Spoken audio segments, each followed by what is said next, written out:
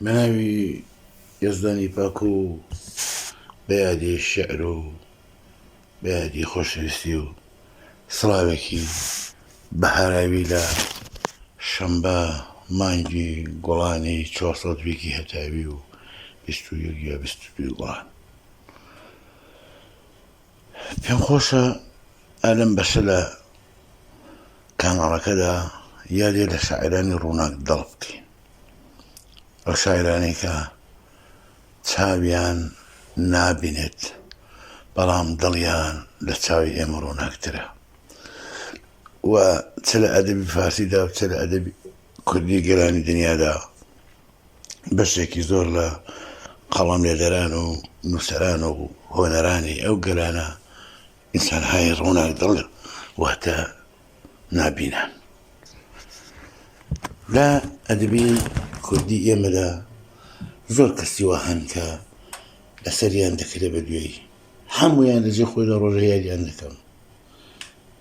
مامۆستا غەفوور کە واقعەن من بارە هەفتومە ئوستادی من بووە، هەژارێک بوو نابینە. مامۆستا ژاکاو ڕەفیقی نزیکی خۆم، مامۆستا مەد عەبدوڵای ئەفزار، مامۆستا حەسەنی فەیزباخش، مامۆستا مەلا ڕەسووڵی کەریمی و ئەحمەدی کۆر و زۆر کەس لەو کەسانی کە الآن حضوری ذهنم نییە، بەڵام بە پێی عەلاقەیەکی خاص و بیرەوەریەکی کە لە ئەو شاعر ڕووناک دڵە تەقریبەن کەمتر ناسراوەی کە لە بنەماڵی خۆشمان بوو و بۆ من سمەتی مامۆستایەتیشی بوو، لەمە یادێ لەمە مەلا ڕەسووڵی کەریمی بنەی مەلا ڕەسووڵی قەرا کە ئینسانێکی هونەرمەندی قسە خۆشی زانای دەنگخۆش بوو کە لە نەوارەکانیشدا ئاساری جوانی بەجێهێشتۆ و کە بۆ خۆی بارەها دەیکۆت ئۆرگووەکەی مامۆستا عەبدوڵغەفاری وارستەکان لە ڕادیۆ سنە بووە کە گوێی لەو گرتووە، ئەویش ویستویەتی بەبێ ڕادیۆ بە دەنگی خۆی لە نەوارەوە ئەو گرفتە کۆمەڵایەتیانەی کە لە نێو وڵاتدا بوون بە شێعری مەسنەوی بڕایان کاتەوە و بیانڵێ و دیارە ئەوان بۆ پێچێکە سەوادی خوێندنەوەی وتر هەموویان نا ئەدێ لە شاعرانی نابینە پرۆفیشناڵ قاڵبای شێعری ڕعایەت ناکەن و زۆربەی شێعرەکانی لە قاڵبی مەسنەویدایە یادکرێ. کاک مەلا ڕەسووڵ متەوەلەی 1313 لە ئاوایی سارۆقامیشە کە کامنخانشی من لەدایک بووە، لە تەمەنی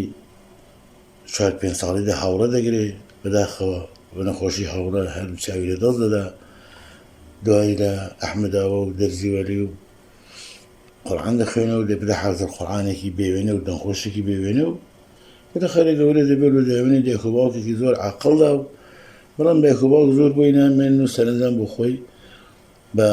ئەوەی بڵێ وەک تەکەدی بکا بچێتە ماڵانی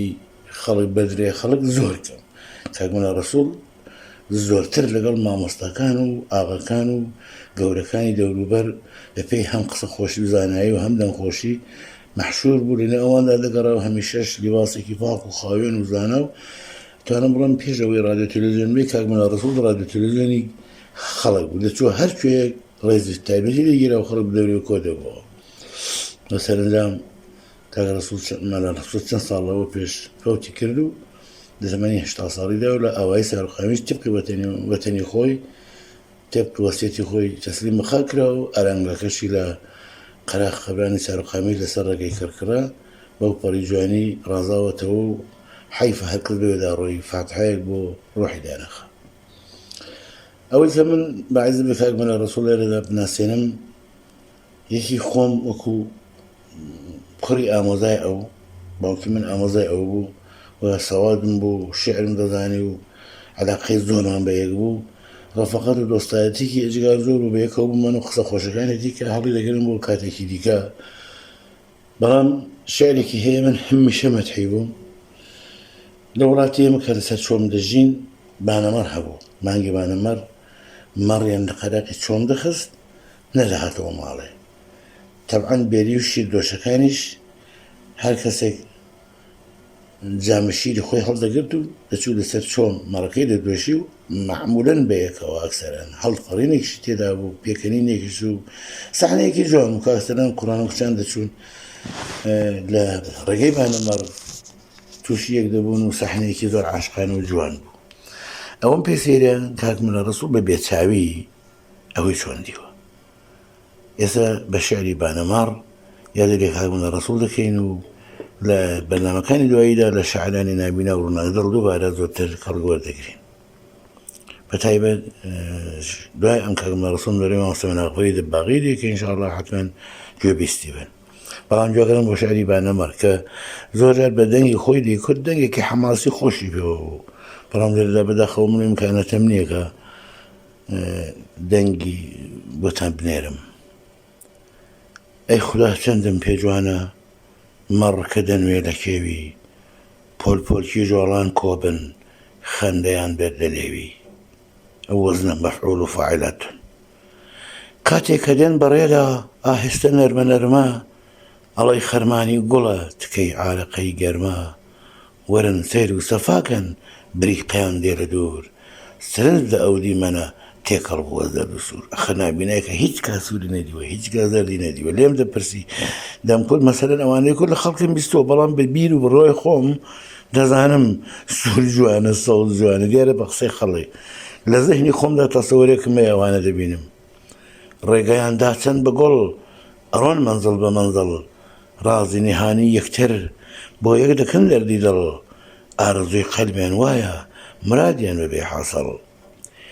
تریان بە خەتەر ناچێ بەد شانسی کابرای ڕێبوار